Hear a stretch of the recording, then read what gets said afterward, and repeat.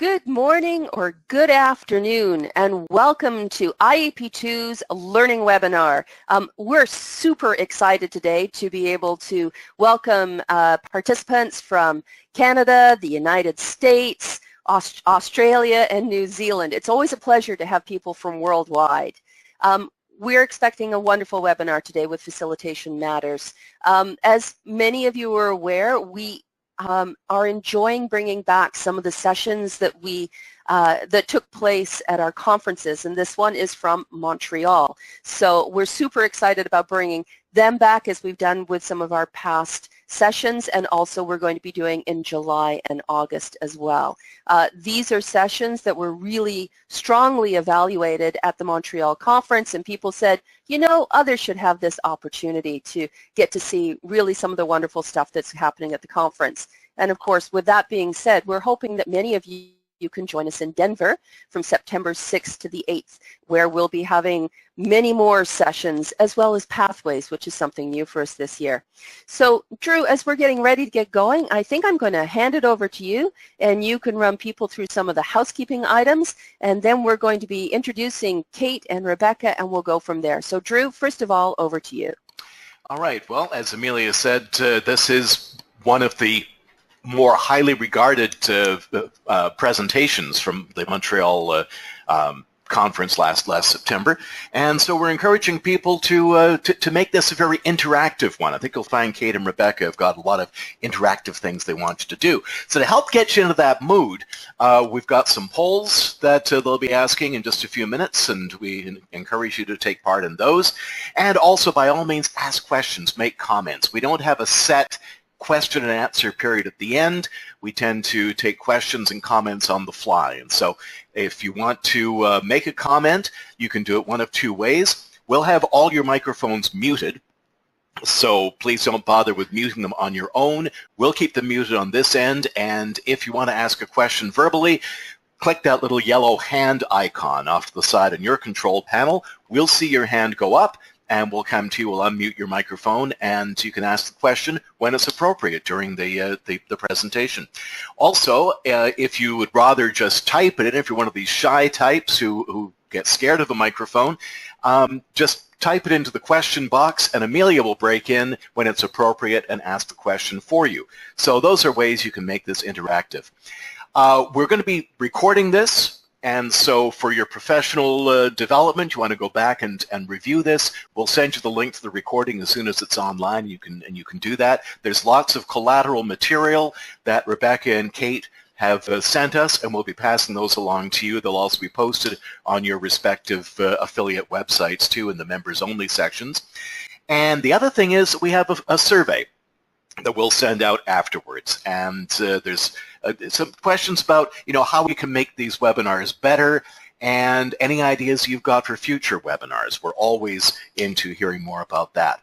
So we hope you sit back, enjoy this one, and we'll look forward to hearing what Rebecca and Kate have to say.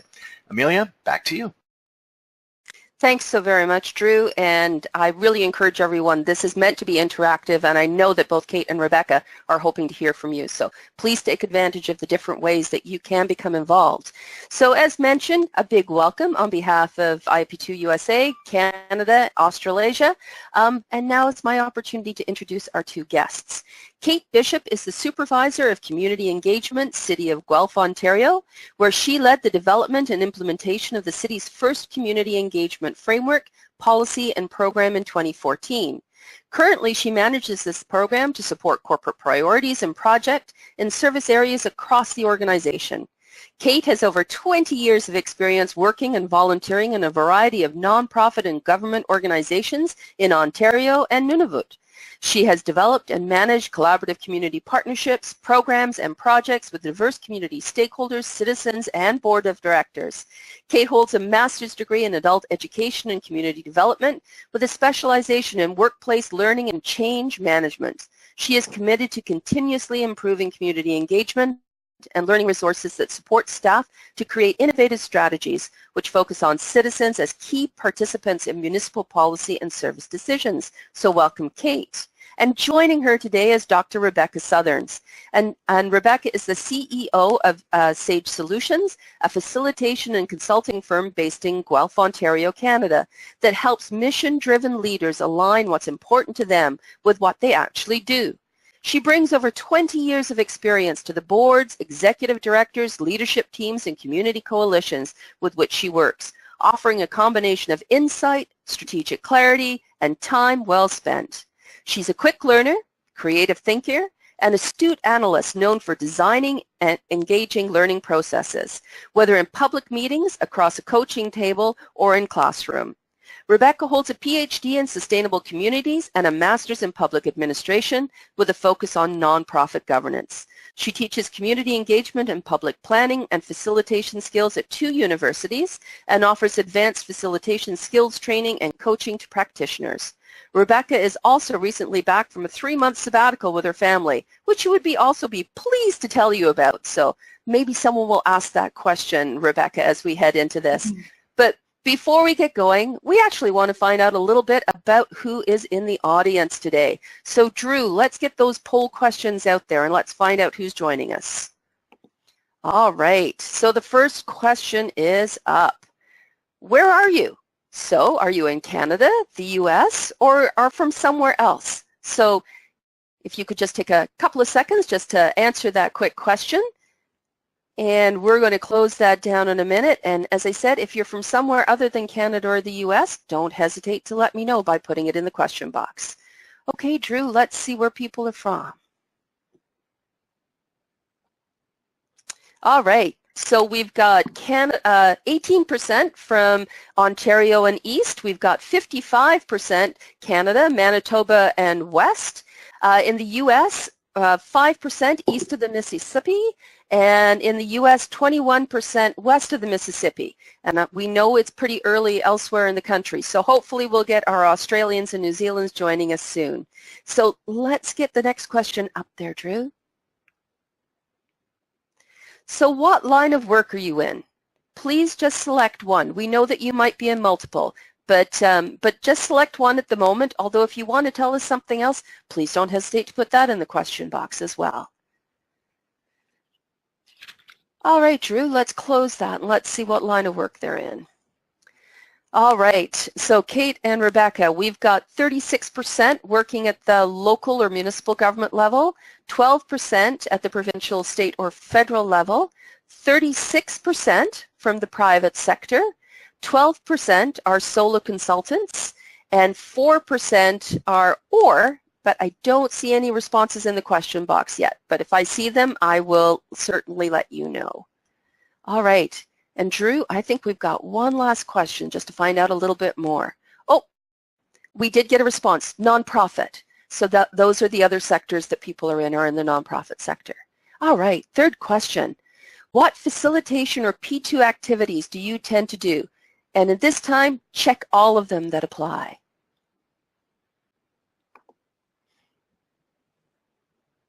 All right, Drew, let's close this and let's see what people are doing.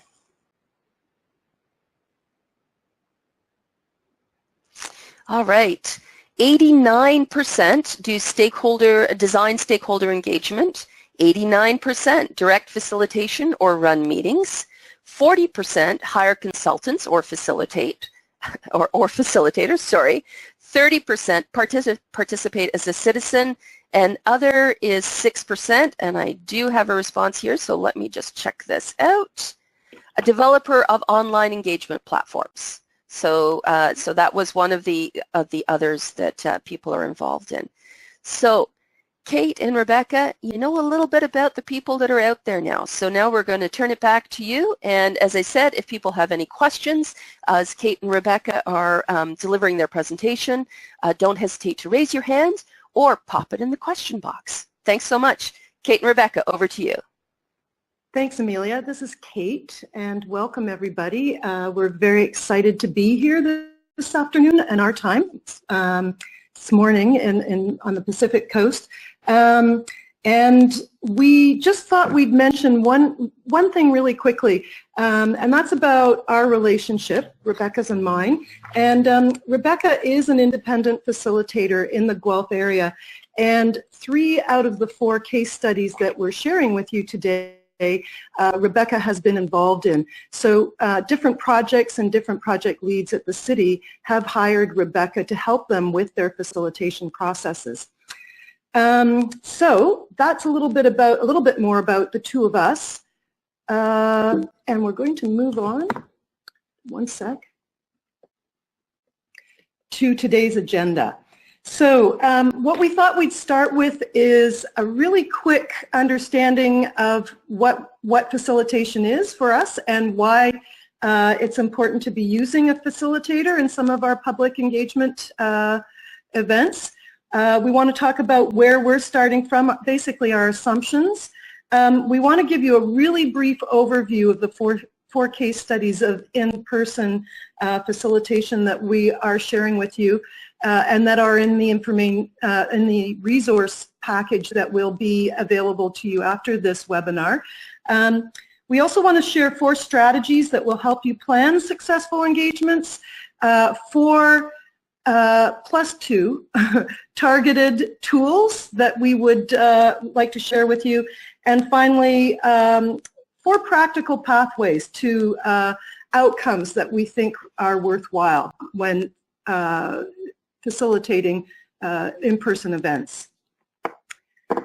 So this is Rebecca, and again I'd like to add my greeting to Kate's. Thank you for having us. We do want to mention that the irony of talking about in-person facilitation based on an in-person workshop that is now being presented as an online webinar is not lost on us. So we've tried to adapt it as best we can. So I hope that it works for you today, recognizing that our intention is to give you a flavor for what it feels like in a more interactive and in-person setting.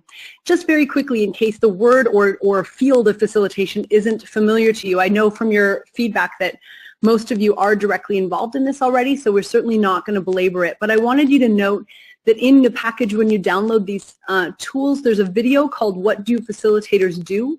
That you may find a useful tool when you're describing this to people, and it goes through how a facilitator plays different roles at different times, that of an architect, a navigator, a pilot, and a guide. So you may want to use that video to talk about facilitation, which really means to make things easier. And a facilitator does provide a structured series of activities or conversations to help guide a group of people to a shared result that they themselves have created and understood and accepted together. And I guess one of our key points here is that simply having an agenda or a chair of a meeting is not enough. Facilitation is actually more than that, and it's a particular expertise that people bring to a space that allow a group to work effectively together. So when we think about when and why we would want to use a facilitator at the City of Guelph, we really think about, is this a really contentious issue? And if it is, we often suggest to our colleagues that we would use an external facilitator, not someone inside the city, to host or facilitate a meeting, because it's more likely that an external facilitator would be perceived to be unbiased in the eventual outcome of that event or engagement process. We also recognize that facilitation is a very specialized skill, and a lot of the people in a municipal setting don't have those skills. They've been hired for their technical expertise, and in fact they're not really comfortable at all with facilitating public meetings and public events. So having a special person there to facilitate the meeting frees technical staff up to be what they are, and that is to provide answers and information around technical aspects of the project. The other time we may need to hire an external facilitator or bring someone else in from internally from within the organization is if there's just not anybody that has the time to develop and design the meeting or the event on the project team. So having set that kind of context, what we want to do is really give you a sense of our starting point with this and where this, the impetus for this workshop came from. 4 things. One is that we really feel that if people are bothering to show up to an in-person event, we need to make it worth their time. We know that they have lots of competing priorities, and this is true not only for in-person events, isn't it, but for online engagement as well. If people are willing to engage with us on a particular conversation or topic, we want to make sure that it's planned really well to meet the purposes for which it's intended, to be an engaging experience, really to make it worth it. And so you're going to hear some ideas today that come from that place of really wanting to honor people's time. The second thing is that intentional facilitation is key, both ahead of time and once you get in the room, whether that's an in-person space or a virtual space, that facilitation requires planning and intention. It's a deliberate activity, and as I said before, having an agenda alone is not enough. We therefore think it's really important that we pay attention both to the content of a meeting or a session and also to the experience. And so content objectives and experiential objectives, what's it going to be like to participate in that event, need to be taken into consideration in the planning. And then finally, it's our assumption and a belief that well-facilitated meetings can increase participants' trust, can increase their input, and can increase their interest. And so we're going to talk about each of those 3 elements as we move through this. So last fall in Montreal at our workshop, we actually had a copy of the 4 case studies that we're going to be referring to on each table, but we can't do that today. So we're going to really briefly give you an overview of each of the case studies, but there are more detailed discussions of these case studies in the information or the resource package. So the first case study we want to talk about is a traffic calming project that was identified by City Council, who directed staff to look at traffic calming that would enhance safety and accessibility for all road users. Basically, this was something that had been identified and come out of a bicycle lane engagement process earlier. So 2 workshops were developed and an online survey and information to support those workshops. And the second case study that we are going to talk about is the development of a community hub in an existing city park. And so staff wanted to meet with residents living adjacent to that park before the community hub committee engaged broadly with local residents. So we designed 2 open houses to focus on that particular stakeholder group. The third case study came out of a regularly scheduled bylaw review. At the city, there's a schedule by which, different bylaws are reviewed every several years. And what they did in this particular example that related to responsible pet ownership and animal control was that they were combining several very outdated and disparate bylaws into a single one. And what they did was they struck a multi-stakeholder community working group, and that group had actually met for almost 2 years.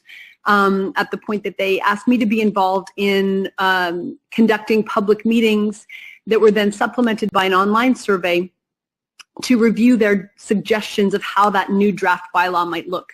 And it ended up actually being the online survey that has received the most responses of anyone at the city could remember. So this clearly was a hot topic for people, ranging from cat and dog ownership through to pot-bellied pigs and snakes whose names I couldn't pronounce. So we were working through a process of combining multiple means of engagement, both in person and online, to get people's feedback into a new bylaw that was ultimately accepted by City Council. Then the final case study was the development of a community investment strategy. This was taking the diverse ways that the city engages with actors in the nonprofit sector and trying to develop a more consistent and transparent and defensible framework for those various kinds of agreements to be made. It was a fairly complex, long project.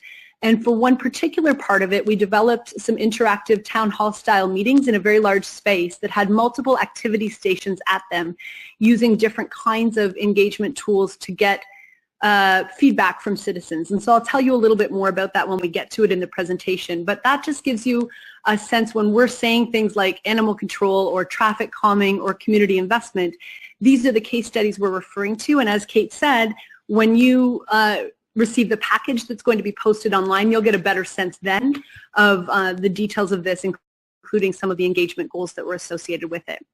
So what we're going to do now is we're going to move into 4 strategies, 4 examples drawn from all of these case studies that will give you some really practical messaging examples and tools related to what initially was in-person facilitated engagement, but I think can actually apply to virtual and mixed environments as well. So the first one, our core message is to think like an event planner and answer at least the 5 W's of who, what, when, where, why, and actually how, just like you would if you were sending an invitation to someone, say to a birthday party or a wedding. It wouldn't occur to you to host a party that has an old school invitation or something on Evite maybe, Eventbrite, without explaining what it's for, or who's going to be there, or what you should bring, or how you should prepare, or where you should have it. And so things like, it sounds really basic on an invitation to say, yes, of course we're going to have the time or the location, and that's true, but it's a very helpful planning metaphor really to think about, if I were throwing a party, what would I do? Because many of us have planned, you know, if it's not a wedding, then at least a birthday party or 2 in our day, or a dinner party, to think about what some of those key elements are, not just because we want people to show up, but actually because, and you'll see this at the bottom of the slide here, that attention to detail increases trust. So you don't want to give people an opportunity to think, wow, if they can't even get the small things right, like explaining where this is or when it starts or why we're meeting, how is it that I can trust them with the planning of our city or whatever the content might be? And so we would really encourage you to go through very systematically each of the elements that you might include in an invitation in your planning of the event. And you'll see that's not just the time and location, but it's actually really thinking about the venue. Where do we want to hold this event? What time of day or time of the week makes sense? Who really needs to come? And have we advertised this in a way that gets them there? So there's lots of different places, or lots of different aspects of event planning that can actually speak to facilitation to help you do those logistics, but also to build the trust of your participants.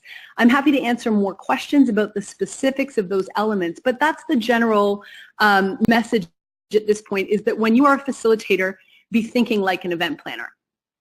And Rebecca, maybe that was a really good segue for me just to quickly pop in and say, if you have any questions, as I said, please don't hesitate to put them in the question box, and we'll make sure that we pop in and ask Rebecca or Kate.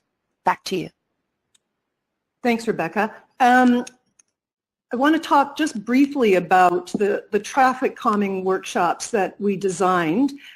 We did some really great things in terms of event planning. For example, we held the both workshops in the local school. So we were bringing the workshop to the neighborhood where people lived that were going to be impacted by any decisions that we made around traffic calming.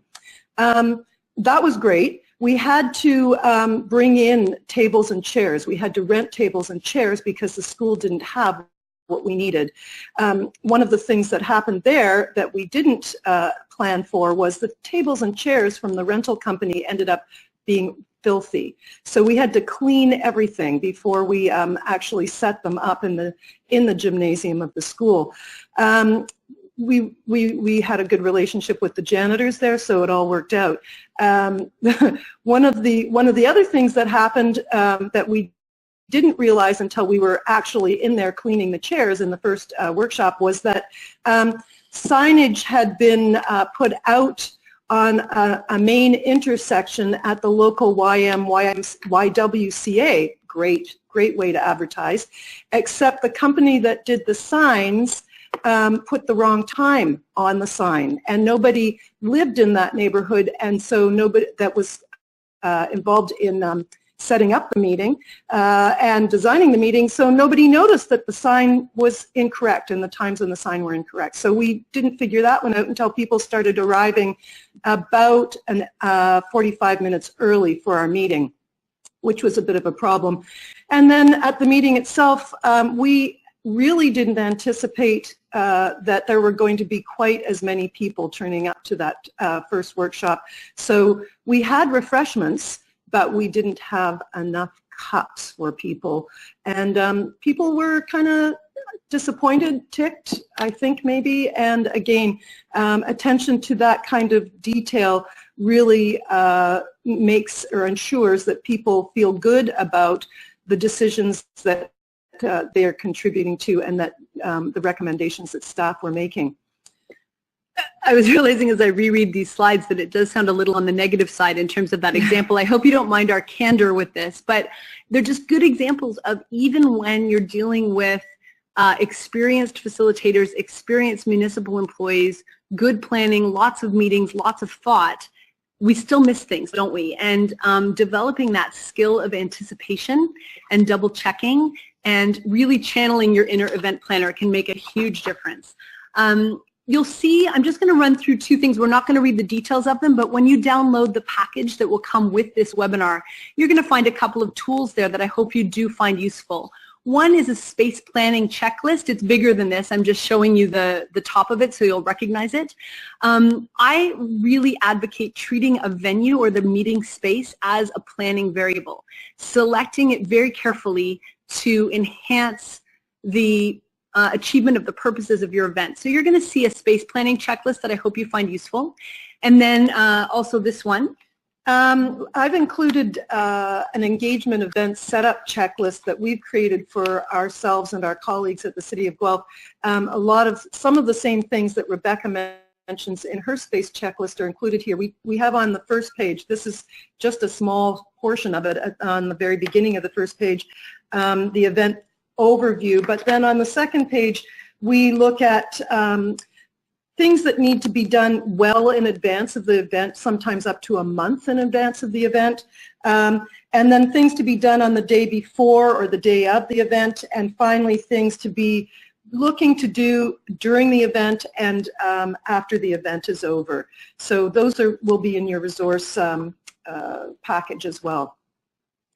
So the second thing that we wanted to talk about today with you is the idea of honoring the information exchange.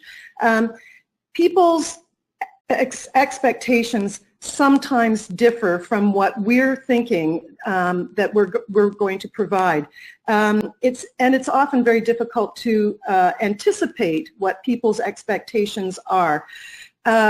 Sometimes, if you can, the best way to do that would be to talk to some key members of the stakeholder community, the neighborhood, and ask them themselves about what they might, how they might like to be engaged, what might be the best way to engage them. If you anticipate what people want,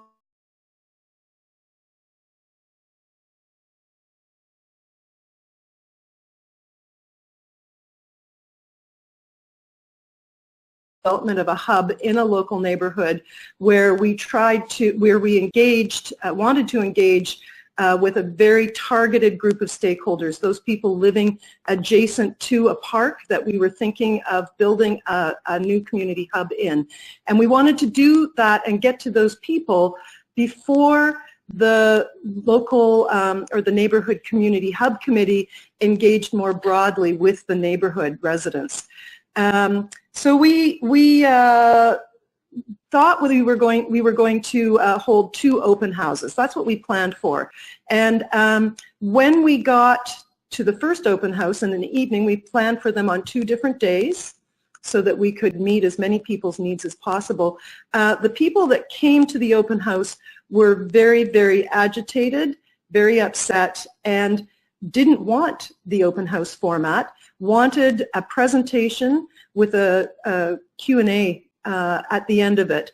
Now, I don't always recommend that just because people don't like what you've got planned for them that you change it, but it was decided at the end of that first open house that we would pull together a presentation and a Q&A session. And so we did change midstream. And that kind of flexibility is sometimes not appropriate, but sometimes it's absolutely essential to meet the needs of people that you're wanting to get feedback from and engage with. Because you really do want to increase goodwill and openness and satisfaction, and so we want to reduce any barriers to that, whether that's a planning detail that we maybe didn't think of or an anticipated reaction that we gauged incorrectly ahead of time. And so that idea that accurate anticipation has the potential to increase satisfaction is really important, and also sort of assuming a willingness to adapt, as Kate has described, that the city was willing in that case to adjust its plans for the second event to be responsive to the community. And one of the things that did was to sort of calm some frayed nerves and frustrations at that time, that the city was in fact being responsive to people's concerns, not just in terms of the content, but in terms of how that content is delivered. And so what I'd like to do now is to show you a couple of tools that we have developed for you that, again, will be in your package that might help with this. The first one has to do with mapping out what you plan to do with how you advertise that, with what in turn a resident or participant might then think.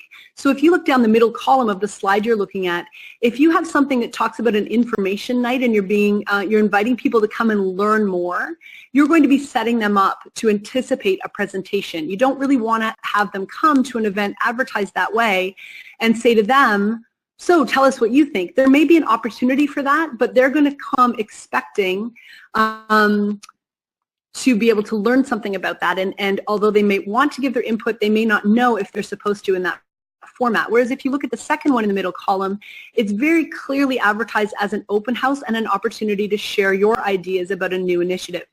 Neither of these is necessarily problematic. We're simply making the point that what you plan to do should align with what you advertise, should in turn align with what you anticipate participants to be assuming or expecting when they show up. And a disconnect in either of those places has the potential to decrease satisfaction and increase agitation at an event where you actually want to do the opposite. So be careful about basically how you advertise and make sure that it aligns really well with your expectation and theirs, because partly we're anticipating expectations, but partly we're shaping them by how we communicate. And so make sure that your communication is in fact shaping those expectations. Then the second tool in this scenario, or in this this example, is a planning tool called Planning for Multiple Scenarios. And I'm not going to go into the details of this slide other than to say that if you as a facilitator plan for Plan A, you might also want to plan for B or maybe C or maybe D. And certainly B, C, and D are less detailed plans than A. But if you have multiple possibilities in your mind in terms of a process, in terms of a participant reaction, in terms of maybe what the venue will or won't facilitate you doing, you're going to be more nimble and agile to make change as things go unexpectedly, and they almost always do. And so if you're holding really tightly to one particular script, it's going to be very hard for you to shift gears into other scripts. And so if you know that you're someone that needs a script and needs to cling to it pretty tightly, I would encourage you to write multiple scenarios. Even if you're someone who's really flexible with your script, the exercise itself of planning for these scenarios allows you to walk into that room acknowledging that lots of different things can happen, and you're going to be ready, more ready than you otherwise would have been had you not planned for those scenarios, to adjust to whatever it is that actually greets you in real life. So those are two scenarios. We have two others, but before we do that, we're going to have you get involved here. We just wondered if any of you would like to share a brief example of a meeting or a planning element you wish in hindsight that you'd thought of in advance. So something that you maybe missed and wished in hindsight you'd thought of or did differently. Well, I'm waiting for people to raise their hands, but maybe I'll kickstart with one of my examples. I thought that I had everything really well planned for the meeting.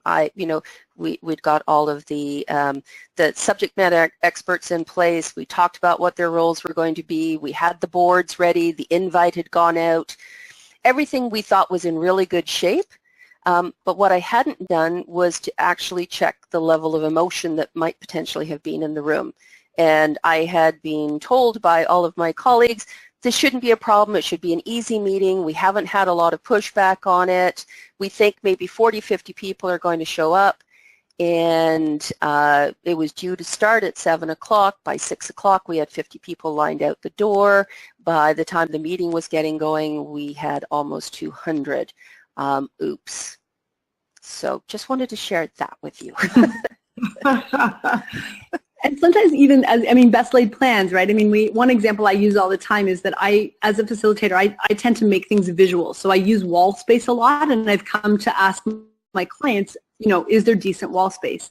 And, a couple times they've said yes, and what's happened is when I've gotten there, in one case it was an art gallery, and so there was really expensive art on the walls. So yes, there was wall space, but it was covered by expensive paintings.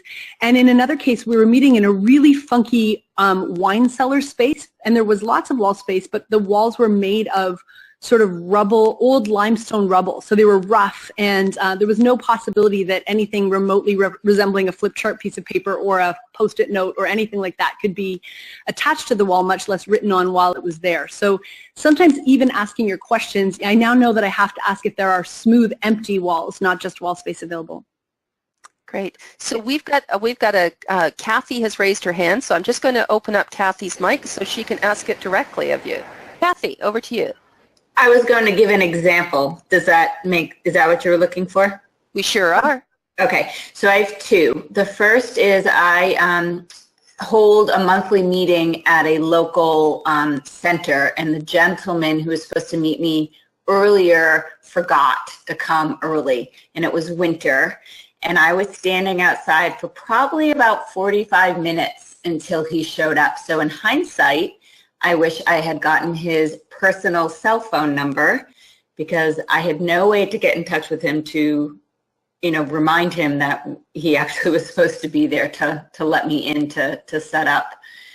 And the other quick example is I hold meetings monthly for lots of groups at different facilities, and this one, local college offered to host us, and it was really lovely. And when I showed up, she had tea and coffee and drinks and food, which was lovely, but I had all the same stuff that I had packed and planned. So she apologized and said, oh, I should have told you I was, going to have all this stuff. And then I thought to myself, oh, and I should have asked her, because I just assumed, as always, I would bring the refreshments for folks. So those are two things that I've learned. Thanks for that, Kathy. That's they're really good examples, and I think that's something that we try and do increasingly with our facilitation plans when we're working internally with our colleagues, is to have a very, very clear roles and responsibilities section, and who's bringing what, and when are people arriving, and all of those things need to be spelled out very clearly, and they're often the things that we forget about. Absolutely. So there's a couple more in the question box, so I'm just going to ask those, and Pauline puts out a walls of windows as an example. Yeah. Which is always a surprise when you show up. Although coming to somewhere that has absolutely no windows is also equally problematic. I just want to let participants know that we do have quite a number of other questions in here. I haven't forgotten you. We are going to get to you, but we're going to get through a little bit more of the presentation, and then I'm going to open it up for those questions. So please keep those questions coming, and we'll respond to those in a few minutes. Absolutely. Just an interesting one from Pauline, just sort of as an example of planning, and her comment was, sorry, let me just get back to it again. I've just lost it here. Apparently, I've got lots of questions here. Pauline's was one from us. Participants are happy to help with setup if asked, so don't be afraid to ask. So whether or not you've ever included that in your setup or your planning for your meeting. Actually, people that arrive early often are very willing to do that and happy to have something to do. So yes, I have, but maybe I'm a little bit bossy. Thanks. Well, we're going to come back. I don't see any other hands raised at the moment to actually provide responses, but we'll come back to the other questions in a few minutes. Back to you. Perfect. Thanks for that. So we're going to carry on with our other two messages here. And the next one is, it seems basic when I say it out loud, but it is to ask questions that people can answer. And what we mean by that is that respondents should be equipped to answer the questions being posed. And so, for example, you don't want to be asking really, really technical questions of a non-technical audience, as an example. And then the second part of that is the question should be crystal clear in terms of what they actually mean. And so we're going to walk you through a couple of examples here of ways that we tried to design engagement scenarios to give people really clear questions that they were actually in a good position to answer. So the first one comes from the traffic calming example that we mentioned earlier, and Kate's just going to tell you about that, and the actual booklet is available in the resource package for you. So this traffic calming booklet actually included background information about the project, definitions of traffic calming, and then went into all the different options that were available and gave information, very technical information in a very, very plain language way. So for example, some of the options were roundabouts, traffic circles, mid-block or intersection chokers. Here, in this one, we're looking at a neighborhood traffic circle, and for each of the options that were available, we gave a definition, we gave a picture of what it looked like, we gave a definition, we talked about the relative cost. We didn't give a range of costs, we just gave a number of dollar signs, 1 to 5, so that people could get an idea of the relative costs. We talked about the advantages, the disadvantages, and the criteria for using these, or the effectiveness for each of these options. And I think it helped people to not only understand in the workshop, we discussed this with them, but it was something that they could refer to as they were going through and working through different parts of the workshop, and they could also take it home so that if there were family members at home, they could be informed as well. It was also really great to post on our website afterwards, and useful for people that were filling in the online survey. You'll see at the bottom of this slide that clear and appropriate questions, that people have the right amount of information to use to answer them, increases the reliability of the data. So I've been in a public meeting as a citizen where the questions were highly technical, and then they asked people to give their opinion, and I knew from the vibe in the room that people really didn't even understand the question, and yet the responses were then used to inform policy as if those responses had a level of reliability that I know as a citizen they just didn't have, because those in the room weren't in a position to answer them because they were talking about just all kinds of technical, legislative, and housing development language that really didn't match the people in the room. Could I just jump in again? I think that one of the things that we're trying to say here is that the quality of your feedback that you get back from participants is equal to the quality of the information that you provide, and it has to be non-technical, it has to be plain language. So let me give you one other example you'll see on the screen here. So this was from the animal control bylaw meetings that I mentioned to you, and that is that this was the question. Please indicate if you support or do not support licensing for each of the following animals in addition to dog licensing. So it's already a bit of a convoluted preamble to the question. And if you think about yourself as a possible citizen in that meeting, and I said to you, so do you support or not support licensing of pot-bellied pigs or ferrets? You may be sitting there saying, I don't even know. I have no idea. I don't know, do I like pigs? Are there people that own ferrets? Are flock animals even a thing? And you're distracted by a bunch of things and you wouldn't necessarily even know how to answer them.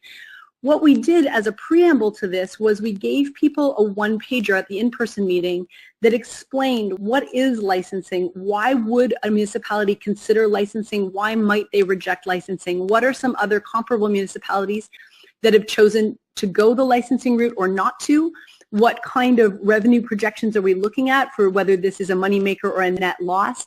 All that kind of stuff was spelled out in a briefing paper that was about a page long. And then we took questions and answers. Then we gave people the question. So they didn't have it in front of them right away. They had that preamble first, then they had the question, and then based on the questions that they asked us, when we put this same question on an online survey, we included the same preamble in addition to the Q&A part that people had asked about. So we made sure we used the in-person engagement to sharpen the online engagement, to give people as much information as we could. So those preambles preceded each of the questions so that we had greater confidence in the reliability of the answers, even to the online questions, because some of the things were a little bit complex. The wording was a bit complicated. So we tried to give as much prior information as we could. So again, just another example of making sure people have the information they need to answer a question, how to mix methods sometimes, and also how to make sure your questions are worded very clearly. And we learned the hard way on this one that some of the questions really were not very clear, or that some of our background information was not as accurate as it should have been based on some source documents that weren't as up to date as we'd been originally told. But in other ways, we were really thrilled with how it went, because we did feel very confident in the reliability, particularly of the in-person information, because people felt really well informed and everyone had the same information on which to make those decisions. So we're going to move on to our final example here, and that is design to engage. We mentioned at the beginning that if people are going to bother to come to your meeting, make it worth their time. And so it's not only about gathering from them the information you as a consultant or policymaker might need, but it's making that experience a worthwhile one for them. And so our advice here is to design a process that includes a variety of ways to engage and making it fun, because you're then catering to different preferences in terms of how people like to engage with material, and nobody likes to sit through boring meetings. And so really thinking about that at the planning stage makes a big difference. And we're going to give you 2 examples of how we did that. So back to the traffic calming workshop, the first one, we needed a way to bring all that were present into an equal level of understanding about why we were here, what had happened in the past around bike lanes, and research that had been done since then, so that everybody could be on a level playing field. So we developed, instead of a PowerPoint presentation to provide background information, we developed a really fun quiz that helped everybody there get involved and understand some of the basics. There's 3 questions that I've included here for you today. So the first one you've had a chance to look at. The next one, which was which of the following issues did area residents not identify as a concern? And lastly, a question about the posted speed limit along that road, and what was the average speed being driven, done by the traffic survey consultants that we'd hired. So that helped people to understand a little bit more. There were a number of other questions. It wasn't just these, and we had a little prize that we gave out, and people that have been involved in this on this issue in bike lanes and traffic calming along that street for a while, who were present, really enjoyed showing their expertise to the 70 or so people that were in the room, all the neighbors. So there was a really fun way to get everybody involved, and even kids could be involved. And again, it shows in the planning stages that it would have been really easy simply to put that up on the screen. You know, the average speed driven by cars on Downey Road is, but just putting it as a quiz made it a bit more engaging. And that's a choice that you make in your facilitation design early on. I just want to show you a tool that I often use when I'm thinking about designing sessions. Now, multiple intelligences work may be something that many of you are already familiar with. It's come under some intense scrutiny lately, and there's some interesting articles on various facilitation fora that I'm part of around this. And so if you're interested, you can pursue it. But it's initially based on Howard Gardner's work. And basically, the way that it gets translated in many schools, for example, or other kinds of facilitated environments, with kids, we talk about it as being multiple kinds of SMART. And so I've included it that way in this particular diagram, that you can see 8, and sometimes there are 9 different kinds of SMART listed. And it's just a helpful, quick planning tool to say, have I included what I call various kinds of SMART in my design? Because my assertion is that variety increases inclusion. Because if you're not someone who responds well to being talked at for an hour, like we are sort of doing right now, which is one of the limitations of this kind of medium, but if you're someone that really needs to see something or touch it or move, for example, you're going to be better able to engage with the material and give us your best as a participant if we've catered for that. And so I'm just going to walk through a couple of these that might be less familiar to you. I'm going to start, I'll start with the gray one, which is the visual spatial wedge that's kind of at, what, 11 o'clock there, 10 o'clock. Picture smart, that's visual spatial. So you might be someone who prefers to see information visually in front of you. And if I as a facilitator can do that for you, that will help you to engage.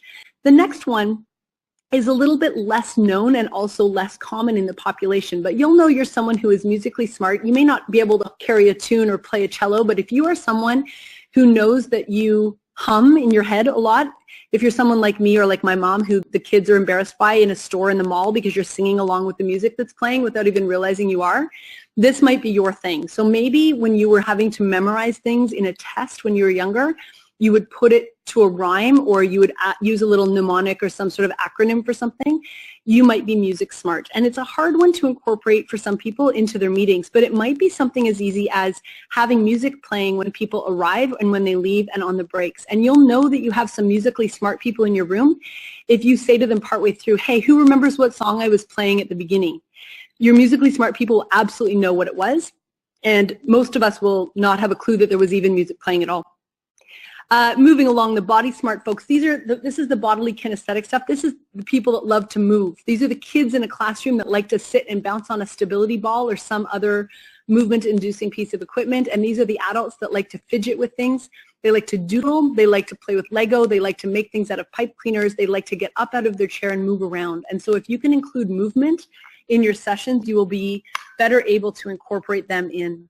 The next one is people smart, and this is interpersonal. So these are the folks that want to be able to talk to other people in order to process what's happening. So conversations, small groups, those kinds of things. As we move around the wheel, we've got word smart as well, and that's related to people smart, but this is the folks who find it easier to be able to talk things through and use language to articulate them, either in writing or visually. Logic smart, this is math, and you're thinking, oh, how do I incorporate math into my meetings? The math smart folks are the people that want times put to things, and they like things to be numbered and in order, and they're the people that if you have a way to make something quantifiable, do that, but make sure your adding is right and you don't make a mistake with it because it'll distract them. So walking through an agenda in a sensible order, anything like a flow chart or a series of steps to accomplish something will appeal to those of us with logical smarts. Nature smart takes us into a space where we really are the ones that want that wall of windows we were talking about earlier. These are the folks that want plants in the room. So I have a friend, a facilitation friend in the States who always brings a fake plant in her suitcase when she's going places and sticks it on the table, because these are the people that really love to get outside and go for a walk. Maybe you can have them go and do that, walk around and chat with something with a partner as an exercise. Maybe it's just seeing outside. Maybe it's simply having something that's alive in the room. And then self-smart is intrapersonal, and that's giving folks who need time to reflect and connect with their own values, their own personal rhythm, their own thinking on something, time to do that. A good facilitator I know calls it the introvert moment, where you allow people to think about things prior to asking them to give their opinion out loud in a group. And so I've run through those things very quickly, but the idea is there are various kinds of smart, and if you can incorporate, all of us have all of these in various degrees in our personality, but if you can incorporate maybe even just 2 or 3 more than you already do now, not necessarily all 8 or 9, but think about your default, because chances are you design according to what is most comfortable for you. And you probably have ones that you go, oh, I hate that. Those are the ones that you're probably going to leave out. So make sure that you are realizing there are people in the room that would have a different default setting than you.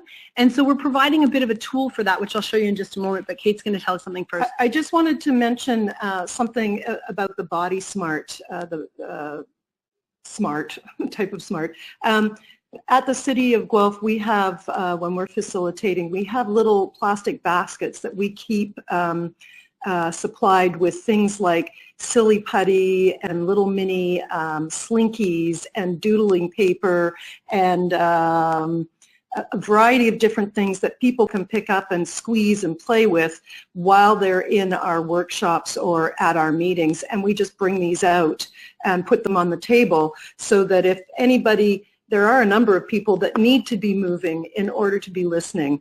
So we help them facilitate that. And it raises, oh, sorry, go ahead. I'm just going to let you know, I'm just doing a quick time check. It's 5:02. We do go until 1:15, but I've also got quite a few questions here waiting, so just wanted to let you know. Great. We're just about done, because I was just going to say that knowing your audience is really important, because some of your audiences are going to love that basket of fidgets, and other ones are going to maybe in a, you know, it might make them feel, I don't know, juvenile if they see pipe cleaners sitting there or something. And I had a friend who doesn't use those baskets in corporate environments, and yet when she did actually bring them out in a very sort of stodgy corporate meeting, they loved it. And so sometimes we don't really know whether stretching the limits of what we expect is going to go well or not well. And partly it has to do with you as a facilitator being authentic to who you are and whether you can pull it off. Because if you're comfortable with it, you can sell it to the group as a good idea. And if you're feeling like it's a bit lame, chances are your group will think it's a bit lame. So, you know, be a bit wise that way. And I just, obviously this is the world's worst slide. I'm not expecting you to read the small font, but I just want you to see that we've given you a tool in your package that goes through those 8 kinds of smarts, gives you a brief description of them, and then gives you 2 or 3 meeting-related tips of how to incorporate that smart into your meeting. So that'll be waiting for you when you download your package. So just to wrap up here, I think there's 4 main things that we really want you to take away today. That the idea that attention to detail and event planning really, if you do a good job, it will help to increase trust of people that you're trying to engage with. At least it won't take away, it won't decrease the trust, that's for sure. Accurate anticipation increases satisfaction. So as much as possible, try and find out as much as you can about your stakeholders, what they're looking for, how they want to engage. Thirdly, clear and appropriate questions increase the reliability of the data. So that idea that good feedback requires good information, and you need to be really, really clear that your questions are stated in a way that will give you the feedback that you want. And finally, what Rebecca's just been talking about is this idea of variety of different ways of facilitating an in-person event and activities, a variety of different kinds of activities that address or at least think about the different ways of learning and not learning. Rebecca said different ways of SMART will increase inclusion in your in-person events. And so we've been mentioning the resource package. This is what you can anticipate being provided with once you go to the link when this is uploaded. We've got a summary of the case studies we've mentioned with the goals that were related to them and the formats that were chosen. And then we've got those 2 checklists around space planning and event planning. We've got the 2 tools about how you advertise an event and aligning that with what you intend to do there, and planning for option A, B, C, and maybe D when it comes to your facilitation agility. And if you're interested in that, we do, through my company, we do quite a bit of agility training for facilitators so that you don't have to wait for things to go off the rails before you know what to do. And then we've got that traffic calming workbook Kate mentioned as an example of giving people the information they need to start at a level playing field when they walk in the room and don't need to feel that they are technical experts already in order to be able to participate fully. And then finally that handout I just showed you on various kinds of SMART. So those will be available on the IAP2 sites and also at the site associated with my company so that you can see them as required. And so as we wrap up, we've got one question for you, and I understand that you've got more for us, and we've got another 15 minutes or so to have a good conversation about that. We look forward to it. But we would like to, we'd really like to hear which of these tips or tools you feel you're most likely to use in your practice or within your role, even within the next couple of months. Which of these observations or resources do you think will be most immediately applicable for you? So if you wouldn't mind giving us some feedback on that, we'd appreciate it, and are now happy to extend the conversation through whatever questions you'd like to address, Amelia. Great, thank you. Well, we do have quite a few, and Rika, I can see your hand up, so we're going to come to you in just a couple of minutes, but we're going to get a couple of other questions done first. So the first one is from David, and you mentioned it earlier on, Rebecca and Kate, about when to facilitate. So to facilitate or not to facilitate, how do you decide whether a facilitative session is the right tool for your situation and at this point in time? I'd like to respond with a quick question. I'm wondering what the alternative to facilitation is, because I'd find it easier to answer if it's a choice between facilitation and something else. Because if you think about facilitation as, at its simplest, running a really good meeting, I can't quite see a scenario where you wouldn't want to do that. If you're saying hiring an external neutral facilitator, that's a different kind of question. So I don't mean to be difficult, but I think my answer would change depending on what the other option might be. So I don't know what David would respond, but I'm going to ask hiring a neutral facilitator as against using one of your own internal staff. Right. So I think for us in the municipality, we would highly advise if the issue is really contentious, or if there's no one internally that feels equipped to lead a meeting, especially one that's highly contentious. That would be the time that you would probably get an external facilitator that's perceived as neutral. It doesn't always help, but it's certainly, in my experience of being trying to facilitate a meeting that is very, very heated, and there are a lot of high emotions. People feel like I'm not really that I'm favoring the city, that I'm not neutral, and that I'm shaping their feedback in a way that wouldn't be accurate or wouldn't represent their feelings accurately. I think the other reason too would be if you're wearing multiple hats in a meeting and you want to be freed up to be a participant for whatever reason, say it's a strategic planning session and you might have the skills to facilitate that really well, but you're also a team member who has a stake in what happens in that plan, and you'd like to be able to give your input just like everybody else around the circle gets an opportunity to do. That might be another reason to hire an outside person or bring somebody in from elsewhere in your organization who has good skills. So I think it's recognizing that it is a skill. It's not something, it's a set of competencies that not everybody has practiced and learned, but also if you need to be freed up to play a different role in the room, you might want to invest in that. And I just thought of one other time, and that is often the project lead in our municipality is expected to facilitate a public meeting, but that project lead needs to be present as a technical expert and to answer questions that might come up from people that attend the meeting. And it's very, very difficult to wear both hats. So if you need people to be present as technical experts, then get someone else to facilitate the meeting. Terrific. So we're just going to a question from Kelly. I'd be interested in recommended learning resources and tricks of the trade for newer or beginner facilitators. Sure. There's a professional association called the International Association of Facilitators. So that would be the first place I would go. They have a really nicely, newly revamped toolbox of techniques that you can access. I don't know if it's members only or a certain portion of it is for members only, but I think some of it is publicly available. And you can search those by the nature of the tool you're looking for.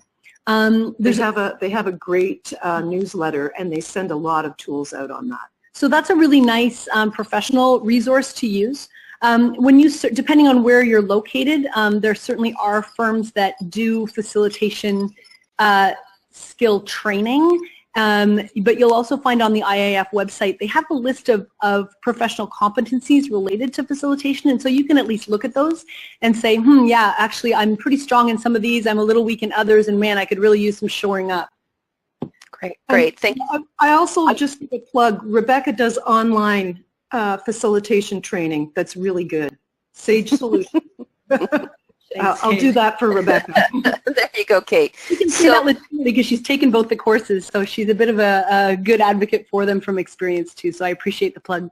There you go. Sounds great. So interesting. We had a few more people respond to when some examples, and Carla provides the rock band example with the rock band practicing upstairs, and you were going to be unaware of that, and I think probably all of us have run into that at some point in time. So finding out what is happening, else is happening in other locations close to your meeting is certainly important. But Kelly brings up consultation burnout and other related engagement events occurring at the same time, and having those creep into your meeting can certainly also be an issue. Any thoughts on that particular one? Well, it's an issue, especially in municipal world. You want to engage before the summer months, July and August. So I find that and then in order to get through to the end of the fiscal year and complete all your projects, you need to probably engage again in September, October, and I find that things reach a fever pitch over those 4 months.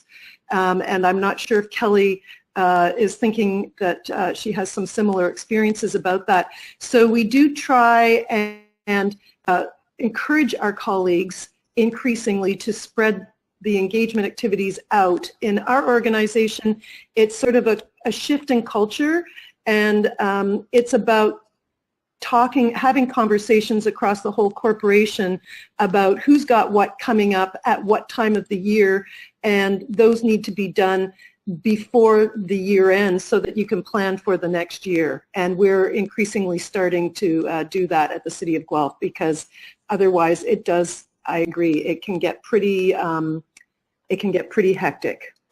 And I think that's the other reason why we wanted to emphasize that you really do make it worth people's time if they are engaging with you, because they've got so many competing offers for their time that's another reason why I love doing what I do in terms of facilitation, because I see it as a challenge to say, how can I make this really, really worth it to them? And so one of the things that we sort of promise is to stay very aligned with the purpose of the meeting and the purpose of any given chunk of the meeting, so people really have a clear understanding of why they're being asked something or asked to do something and how that's going to be used.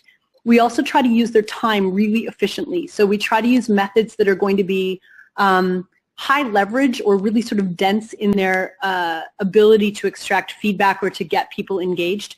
And we try to piggyback on existing meetings. And so if I'm working with a board of directors, for example, I'm going to try really hard to come in for a strategic planning meeting to an existing board meeting, because I would rather ask them to extend that meeting by an hour than to ask them to come in at another time.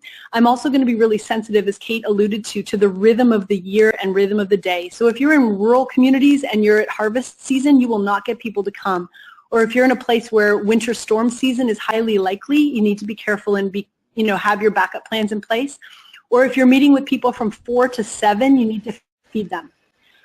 Things like that just really honor the time of day or time of year that it is and make it really worth their time to show up. So I'm going to keep going with these questions because I think I've got about another 8 questions, and I know that we're running out of time here. Rika, you had originally raised your hand, and I've opened up your mic just in case you did want to ask your question directly. But one of Rika's questions was, what are some effective or successful ways to facilitate meetings under 20 people? So, and take notes at the same time. So, Rika, did I get that right? Is there anything else you wanted to add there? Okay.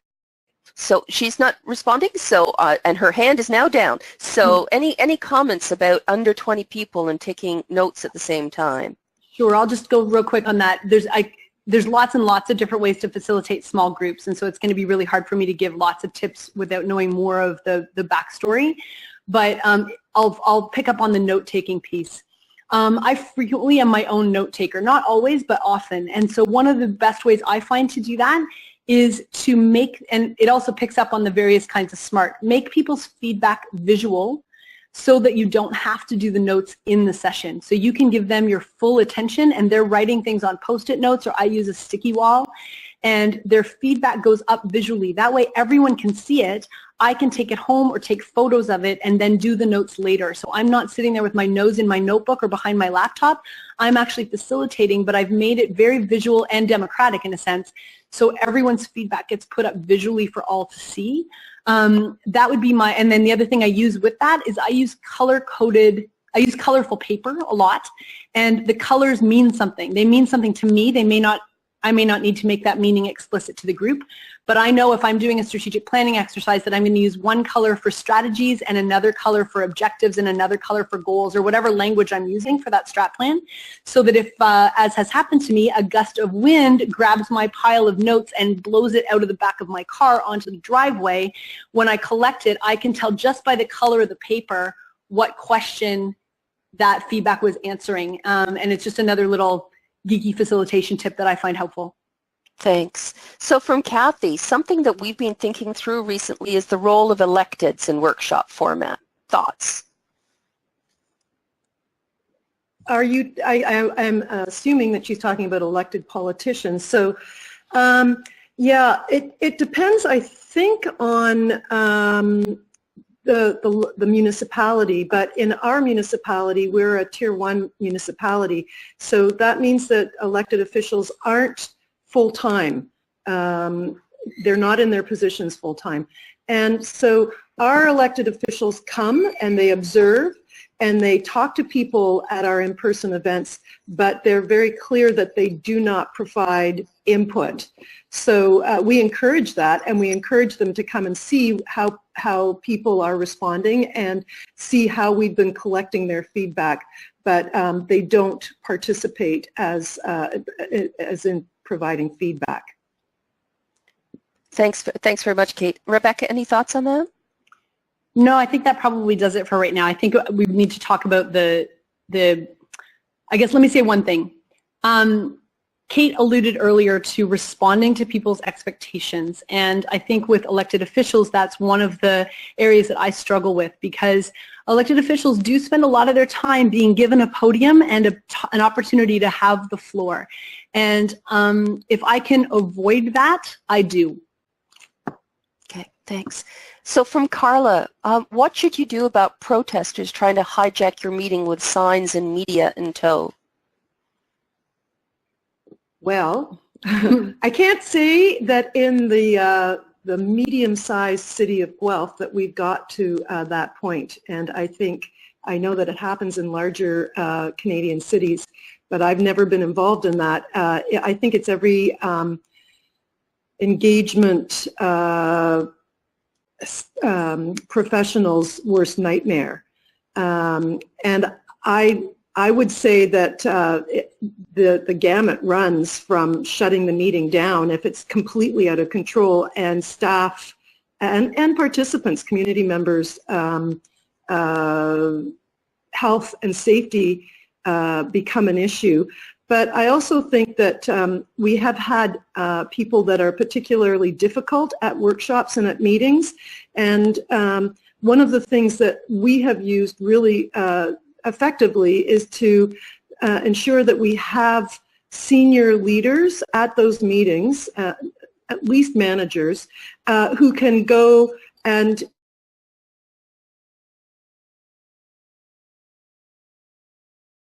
to one side and meet on them one-on-one in a separate space and allow the workshop itself to continue on with those people that do want to participate.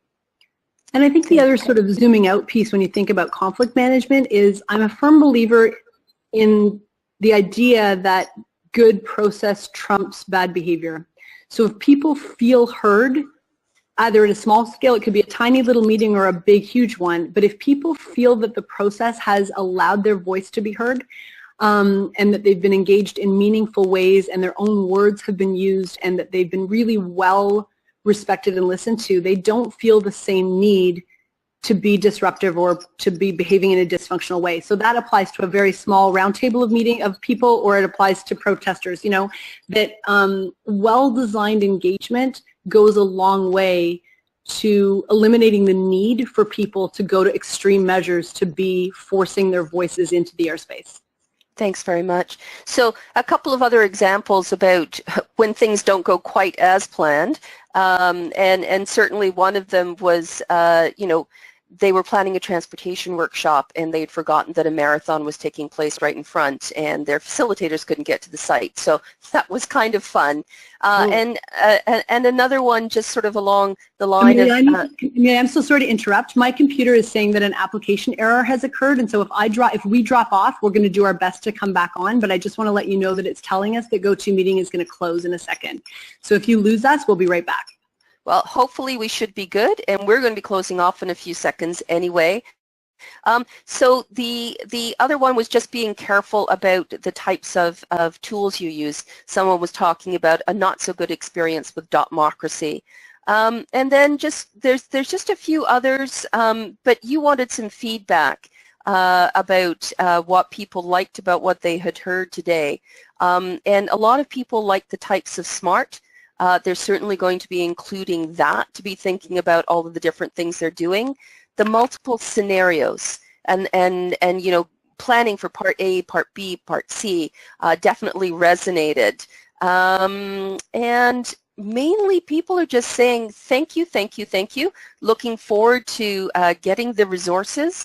And many people said thank you for your examples. That was just terrific. So I think with that, we're probably going to close it off. Brenda did just ask one quick question. When you prepare your participants with the background information, do you also include group norms or engagement rules? So that's an interesting question. Yeah, I usually don't do that with the background information, but we'll usually start a meeting with some sort of group norms or guiding principles around how the meeting's going to be run.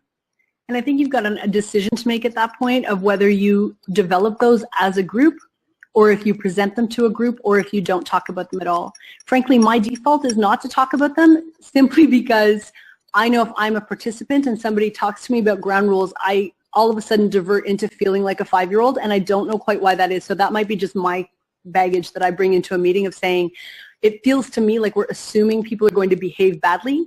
So I will absolutely inject ground rules if people start to behave badly, but I don't assume from the front end they're going to. Having said that, if I really expect something to be contentious, if people are working at small tables and I'm not directly facilitating each conversation, but they're doing it themselves, I try to pick out, and I don't have time to do it with everybody, I will try to pick out some specific things that I think are really relevant guidelines for that particular setting, not just the basic ones of, you know, be polite and don't interrupt, but really specific ones that give people permission, for example, to say, a friend of ours, Michael Wilkinson, calls it the Elmo rule, enough, let's move on. Somebody can, you know, hold up Elmo and say that's enough, or whatever it might be. Just be really careful about ground rules because they can be amazingly helpful and they can also come across as a little bit condescending.